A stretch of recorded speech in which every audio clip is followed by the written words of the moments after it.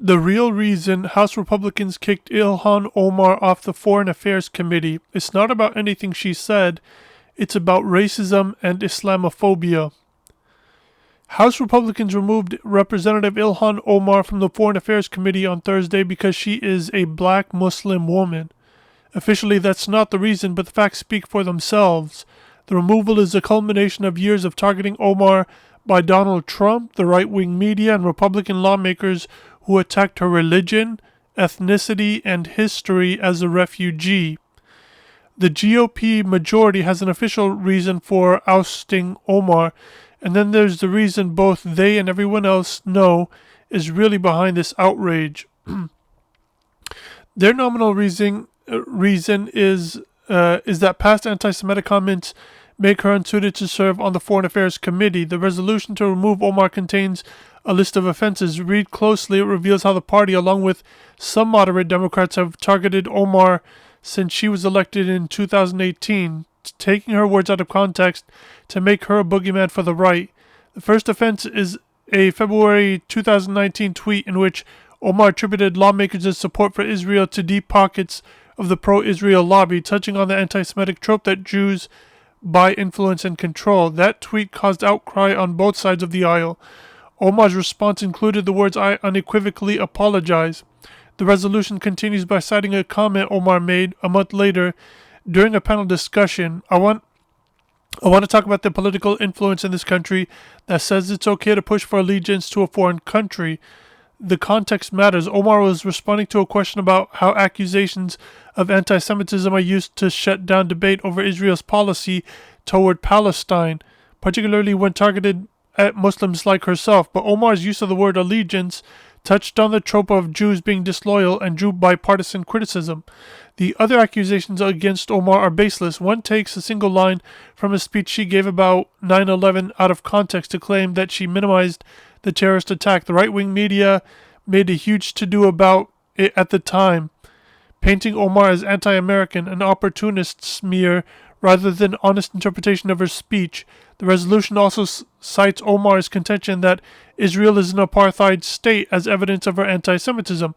Whether to apply the term apartheid to Israel is open to debate, but it's not necessarily anti-Semitic to do so, as have Human Rights Watch and the Israeli rights group B'Tselem. The resolution next accuses Omar of equating the United States and Israel with Hamas and the Taliban. This is false. The Atlantic's Elizabeth Brunig obliterated the smear at the time, noting that attacking Omar as anti-American and anti-Semitic had already become a normal day's work for the GOP and some Democrats who both seem to have reason that teaming up against a black Muslim progressive was good politics for everyone. Fucking moderate Democrats. I told you, there's only two parties. There's the right-wing party, which is the Democrats, and then the extremist right-wing party, which is the Republicans. There is no progressive political movement or progressive political movement or a progressive political party in the United States. Fucking U.S. is broken. Its politics and its political system is broken. Taken together, the resolution is a remarkable document. It details two instances where Omar's language about Israel was careless and inadvertently drew on anti-Semitic tropes, followed by several itemized smears. Nearly all involve Omar's criticism of Israel, which are valid policy positions that challenge the GOP's allegiance with Israel's right-wing government and its policies. By ousting Omar from the committee, House Republicans hope to use their support for Israel to paper over their party's much deeper issues with anti-Semitism. For instance, the resolution doesn't mention that the new Republican Party stripping Omar of her committee assignment on foreign affairs has also reinstated Representative Marjorie Taylor Greene, a Republican from Georgia, to committees after Democrats and a few Republicans voted to bar her from them over violent rhetoric. Unlike Omar, Greene actually has an anti-Semitism problem. In a 2018 Facebook post, she accused the Rothschilds of using space lasers to start California's wildfires. She claimed to have no idea that the Rothschilds were frequently invoked to smear Jewish people. She was the first QAnon supporter elected to Congress, bringing new prominence to a conspiracy theory infected with anti-Semitism. Last year, she addressed a conference hosted by Nick Fuentes, a white nationalist Holocaust denier who spoke approvingly of Hitler right before Green took the stage. When scrutiny ensued, she actually claimed that she didn't know who Fuentes was. Kevin McCarthy, a Republican from California, welcomed Green as an ally in his fraught bid for House Speaker last month and rewarded her with committee assignments, including a coveted spot on the House's Oversight Committee. "I will never leave that woman," McCarthy reportedly said of Green after she helped him secure the speakership.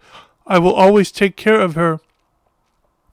Green's brand of anti-Semitism and more broadly racism, white nationalism, and conspiracy theories infect the entire Republican Party. In 2016, Donald Trump's presidential campaign used images of Jews and money in ways that invoked anti-Semitism tropes far more explicitly than anything Omar is accused of making.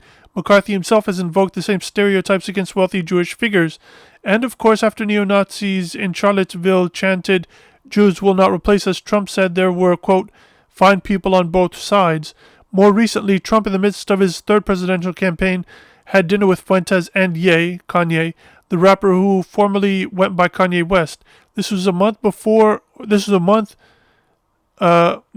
than a month after Ye had tweeted promising to go, quote, DEFCON 3 on the Jewish people and made other anti-Semitic comments. Fuentes is, again, a Holocaust-denying racist. Like Green, Trump claimed he didn't know who Fuentes was. McCarthy and many of his colleagues were reluctant to criticize Trump for the dinner. When finally put on the spot at a press conference, McCarthy said that no one should be spending time with Fuentes, falsely claimed that Trump had denounced Fuentes and had nothing to say about dining with Ye. Most elected Republicans found ways to duck the issue, and yet they are nobly riding to the defense of Jews in ousting Omar. The GOP has been gunning for Omar ever since she was elected.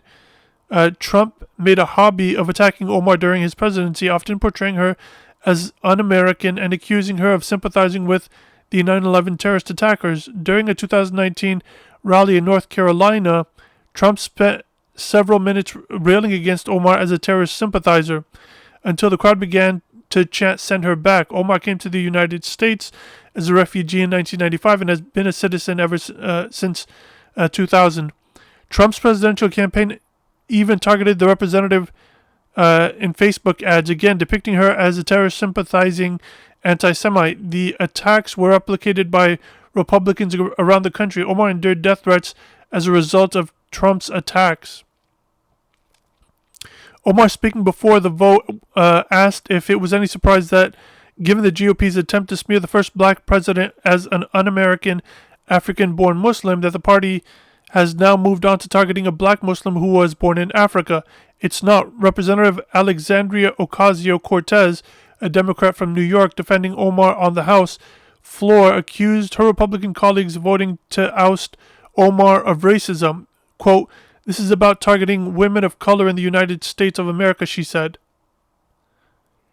When you add up the evidence, the party's long history of targeting Omar with anti-Muslim spears, its tolerance of anti-Semitism in its own ranks, and the resolution's weak, fabricated attacks, the obvious and logical verdict is racism. We don't need the history books to tell us. We all know it as it is happening. So really good article from Mother Jones. I fully agree 100% that Ilhan Omar is being attacked for three things. One, her race/ethnicity. Two, her being Muslim. And three, her being a refugee. It's okay if you're a refugee, if you're a Republican, you won't be attacked by it or for it then. But if you're a Democrat, you're definitely going to be targeted, and especially if you're a progressive. If you're progressive, you're going to be targeted by your own fucking Democratic party mates.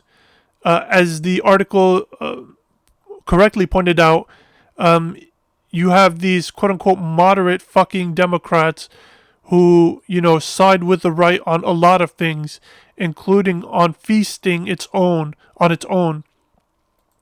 And we already talked about how these quote-unquote moderate Democrats were attacking Omar and going along with these Republicans, these extremist Republicans, in attacking Omar.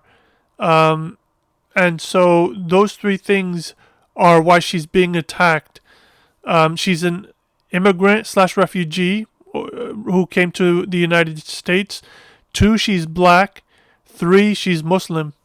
Those three things. And I have no doubt that's why she's being targeted. That's why she was targeted by Trump, Donald Trump. And that's why she's still being targeted by both the extremist right wing here in America and also the quote-unquote moderate Democrats. But what do you guys think? Let me know in the comment section. Subscribe to the channel. Leave a comment. Let me know what you think about this story. Leave a like. If you're listening to this on the podcast, then tweet me. Let me know what you think about this there. Take care.